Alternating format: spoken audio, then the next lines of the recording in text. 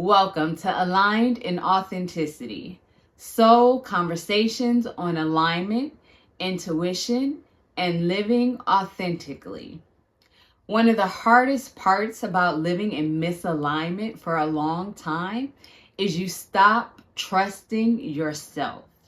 You stop trusting what you feel, you stop believing what you know, and you stop having faith in your own decisions. Because after you spend years overriding yourself and ignoring your inner voice, you disconnect from who you are. So that when you finally recognize when something in your life is out of alignment, there's still another challenge, trusting yourself enough to move forward. So today I want to talk about rebuilding self-trust and reconnecting with yourself. You know, there's two things I often hear from people.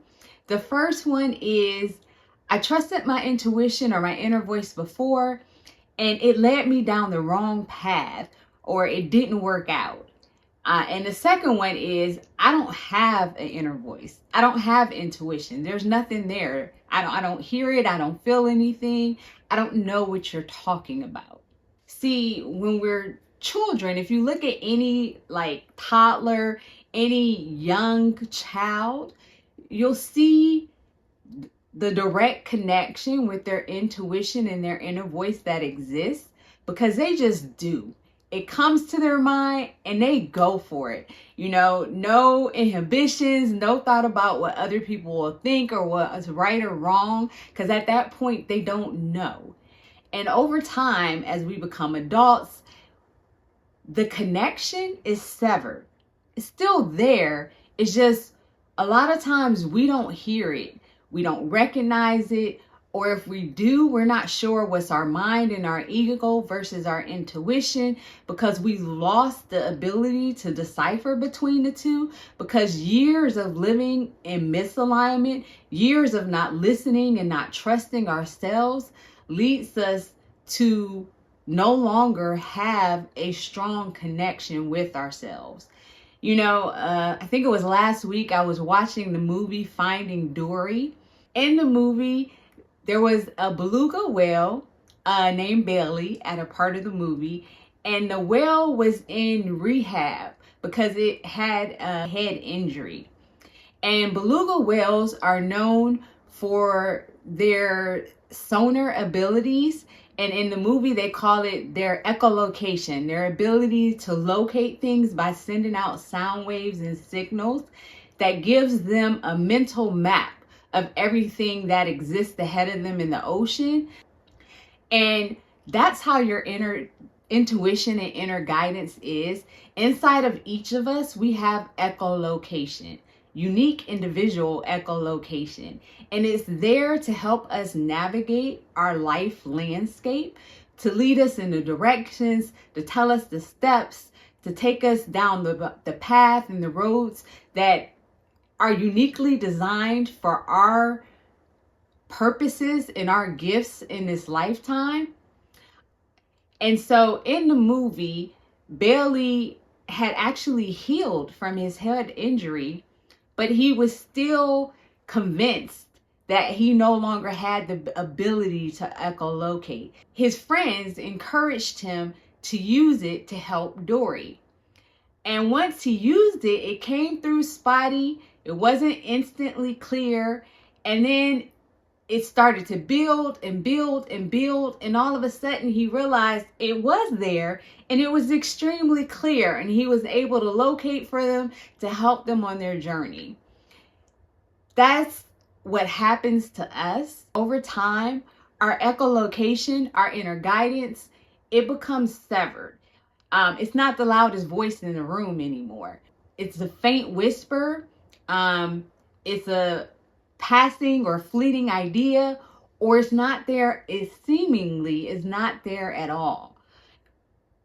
But as we start to reestablish the connection, as we start to take steps and do small actions that are aligned with our inner knowing, it becomes stronger and stronger until we hear it and see it and know it easily and loudly in our lives.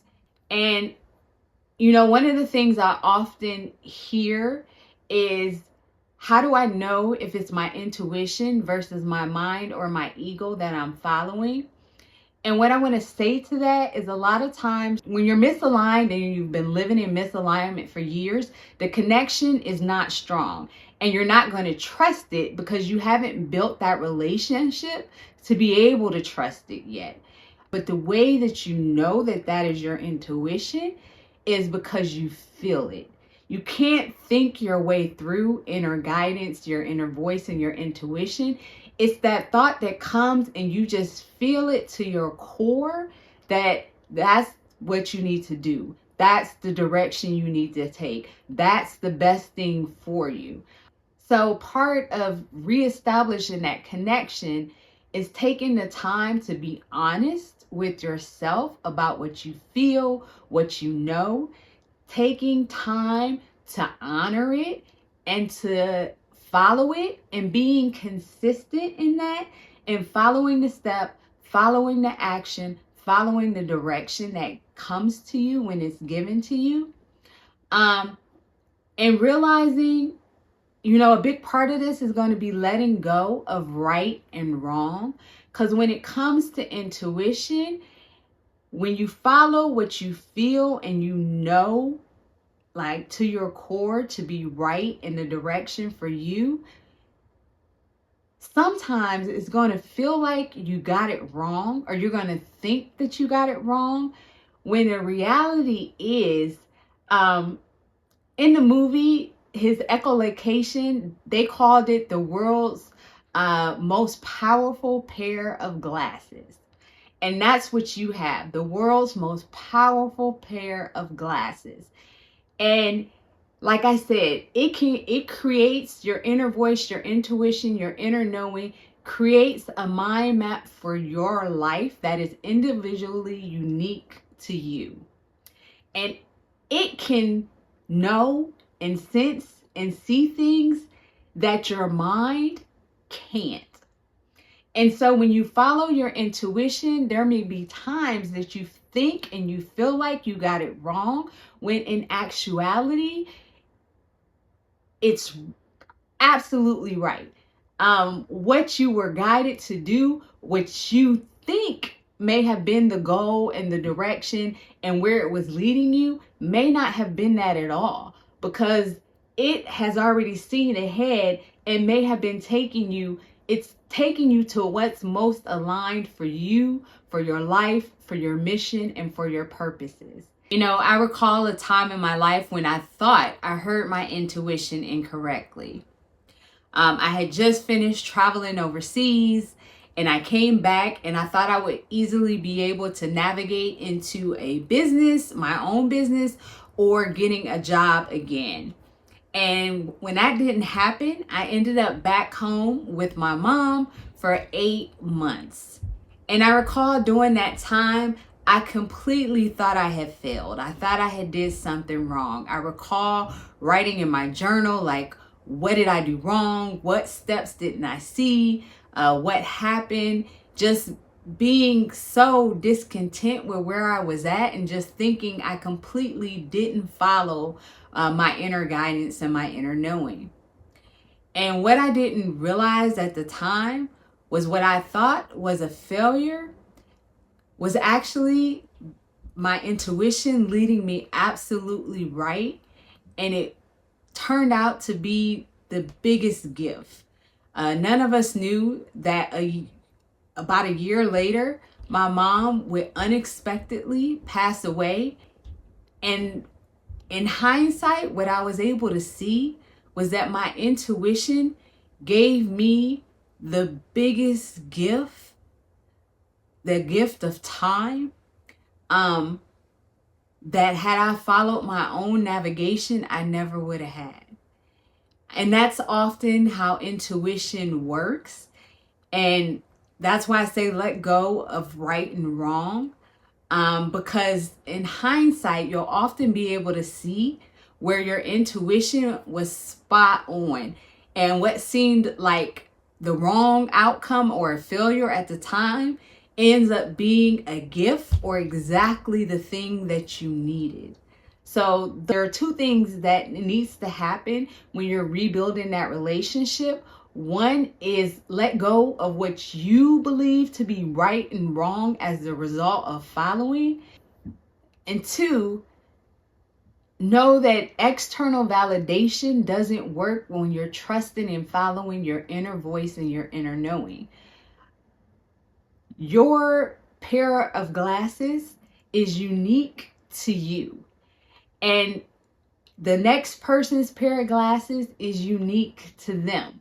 And when you seek validation or confirmation for the direction and the knowing that you have internally, a lot of times people are going to instruct you and tell you incorrectly. They will tell you based on their thoughts, their opinions, and their knowing.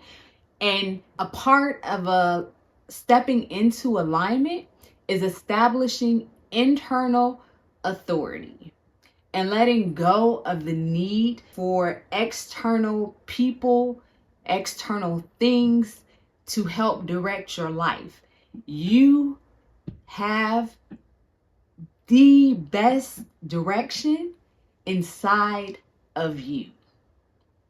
So self-trust is not built by having all the answers first.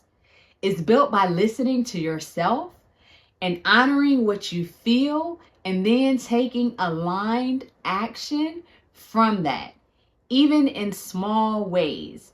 That's how you begin to rebuild the line between yourself and your inner knowing, your inner voice. And then the more you trust yourself, the stronger that connection becomes. You don't need clarity right now. You just need to stop abandoning yourself and truly listen and honor what you feel and what you know. And over time, that changes everything.